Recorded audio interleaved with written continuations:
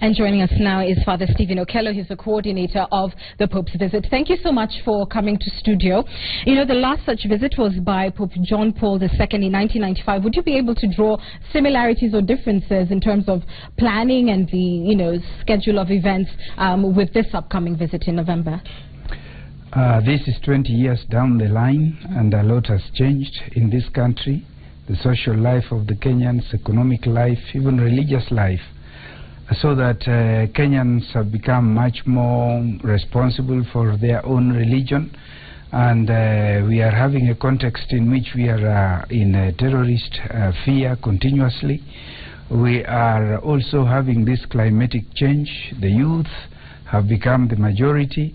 Therefore, the Pope's visit today has a very different message than John Paul II had when he came. John Paul II was a different Pope with a different personality and expectations. Francis is a different Pope altogether with different, and therefore the preparation is entirely different. Such as? What is different in preparations? The difference are the requirements of Pope Francis. We have to be very modest in preparation for where he stays, for the vehicle he'll use. That one requires more adjustments. Again, it is different because our people have gone a notch higher in terms of expectations in the church, more than before. Demands are more on the church leadership. Again, I would say that it is different in that the churches nowadays are very many and there is much competition, and it is not like once when Catholics were the majority. There are very many differences.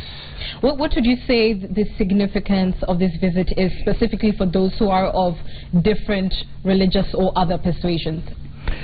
The Pope is coming for all Kenyans, actually, not just Catholics. In fact, his major issues are issues that are affecting all of us.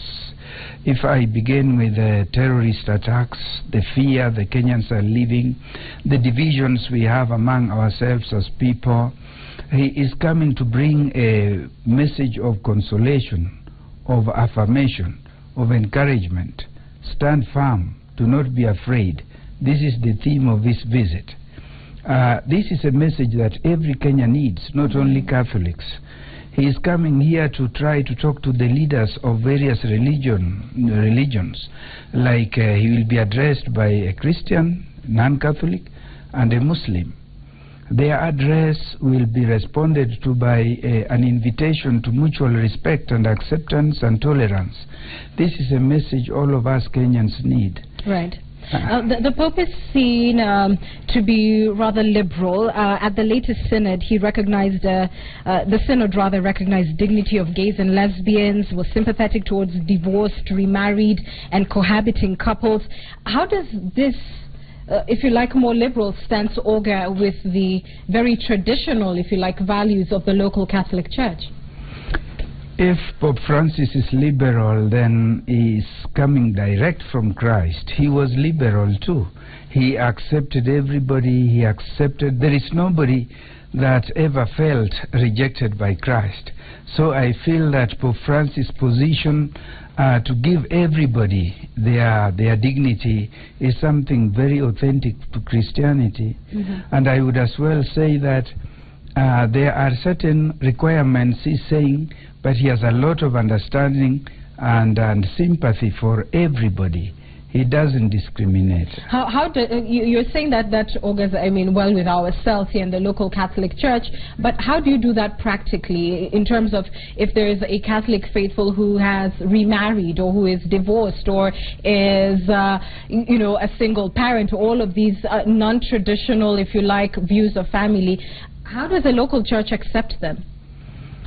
The local For instance, church, can they take part in communion? Can they receive it? The concept of Christianity is a concept above conversion. And they are not saints who get converted. They are sinners who get converted. Everything you have mentioned to me are issues of us. That is human reality.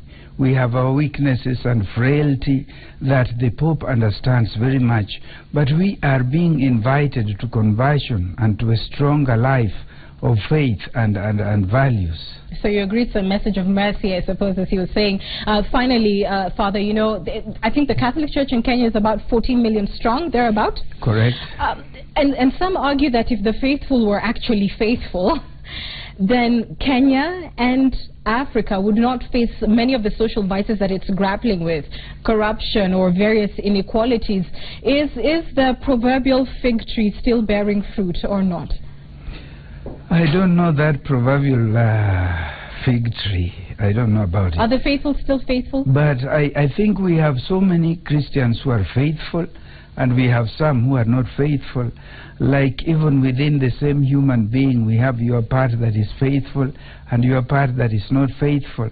And this is the continuous life history of every human being, this struggle, the just ones and the sinful ones, without condemning anybody, so that all of us together. And really I want to spare a second to say that we missionaries, I'm a Consolata missionary, feel very strongly that 100 years, 120 years of evangelization has not been done in faith. Most of our leaders have been baptized by missionaries, including the present president and the past one. But still we don't have good examples of leadership.